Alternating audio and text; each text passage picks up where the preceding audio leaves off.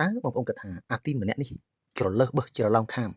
ឬក៏យើងនិយាយថាវាឆ្លើយឬប្រហឿនកោងកាចក្អេងក្អាងឬយងខ្នងដែរទេបងប្អូនយើងសង្កេតមើលអេរយាប័តដ៏ថោករបស់វានិយាយជាមួយលោកប្រធានាធិបតីដូណាល់ត្រាំវាជ្រែងកប៉ាល់វាដាក់ដៃក្នុងខោអានេះវាធ្វើខ្លួនវាដូចជាបងធំនៅលើពិភពលោកចឹងរហូតដល់អង្គរៈប្រធានាធិបតីដូណាល់ត្រាំប្រាប់ផងដែរប៉ុន្តែលោកប្រធានាធិបតីដូណាល់ត្រាំថាមិនបាច់និយាយទេចាប់ពីពេលនោះមកតាត្រាំគាត់ស្គាល់ចរិតដ៏ថោកទាបរបស់អាទីនដែលជានាយករដ្ឋមន្ត្រីប្រហ៊ុនកោងកាចនៅអាស៊ីជាពិសេសប្រទេសអាស៊ាននេះតែម្ដងធ្វើឲ្យគាត់ស្អប់រហូតដល់សពថ្ងៃនេះជាការពិតហើយបងប្អូនមិនបាច់លោកដូណាល់ត្រាំនិយាយក៏យើងស្គាល់ពីចរិតដ៏ថោកទាបរបស់អាទីននេះដែរវាប្រហ៊ុនវាច្រលើសបឹសច្រឡំខាមដ៏ពិតប្រាកដពួកអានេះស៊ីពេតែម្ដងវាធ្វើអ្វីៗតាមតែចិត្តវានឹកឃើញដូច្នេះលោកប្រធានាធិបតីដូណាល់ត្រាំលោកខឹងមិនខុសទេយើងក៏ខឹងដូចលោកដែរមិនតែប៉ុណ្ណោះបងប្អូនអាចចំអាស៊ីតម្នាក់នេះវាឌឺតាត្រាំផងវាឌឺប្រទេសមួយចំនួនទៀតនៅលើពិភពលោកដែលចង់អន្តរាគមន៍ជួយដល់ប្រទេសកម្ពុជាយើងរហូតដល់វានិយាយគម្រាមថាប្រទេសផ្សេងសុំគំលុកដៃបើសិនជាហ៊ានលុកដៃកម្ពុជាប្រទេសនោះនឹងជួបគ្រោះមហន្តរាយហើយមានវាសនាខ្ទេចដូចប្រទេសកម្ពុជាដែរដូចជាប្រទេសជប៉ុនម៉ាឡេស៊ីឥណ្ឌូនេស៊ីឡាវវៀតណាមបារាំង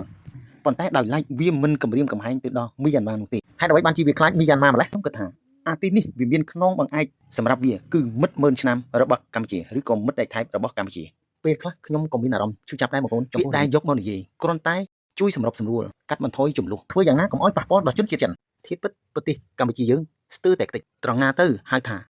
ខ្ញុំមិននិយាយអីទេប៉ុន្តែសូមបងប្អូនពិចារណាទាំងអស់គ្នាធ្វើទៅដូចជាល្អមើលប៉ុន្តែវាមិនល្អស៊ីតទៅសោះនេះហើយប្រទេសក្រីក្រត្រូវរងភាពអយុត្តិធម៌បែបនេះបងប្អូនអញ្ចឹងសូមបងប្អូនស្ដាប់ទស្សនៈមួយនេះដូចតទៅពេលយើងក្រគ្មានអ្នកណារាប់អានជឿខ្ញុំសូម្បីតែបងប្អូនប្រកាសវាអត់ចង់រាប់អានមិនអត់ចង់រាប់អានទេអត់រាប់អានទេហើយយើងទៀតបើក្រសូម5ញ៉ាំមិនបាច់ទៅនិយាយប្រាប់អ្នកណាទេទោះបីអត់អីស៊ីក៏ដោយអត់បបាក់ធ្ងន់ដល់ប៉ុណ្ណាគ្មានអ្នកណាមានសមត្ថភាពជួយពេលទាំងក្របាទចឹងបងប្អូនទាំងអស់ខ្ញុំសូមលើកទឹកចិត្តខ្ញុំមានថ្ងៃនេះដោយសារតែមានការអត់ធ្មត់មានការព្យាយាម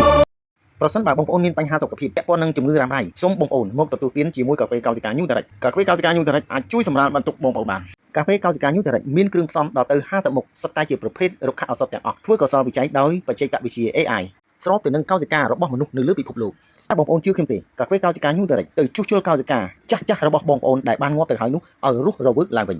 កាហ្វេកោសិកាញូតារិចគឺជាប្រភេទកាហ្វេអារ៉ូម៉ាលំដាប់ពិភពលោកពុំមានជាតិអ៊ីនឡើយកាហ្វេកោសិកាញូតារិចអាចដោះស្រាយបញ្ហាជំងឺមិនឆ្លងជូនបងប្អូនបានពូស្បើយជំងឺមិនឆ្លងរួមមានទឹកនោមផ្អែមលើសឈាមមហារីកជំងឺក្រពះរ៉ាំរ៉ៃតម្រងនោមខ្លាញ់រុំសរសៃឈាមជំងឺបេះដូងអាស៊ីតសន្លាក់ជាដើមឡាក់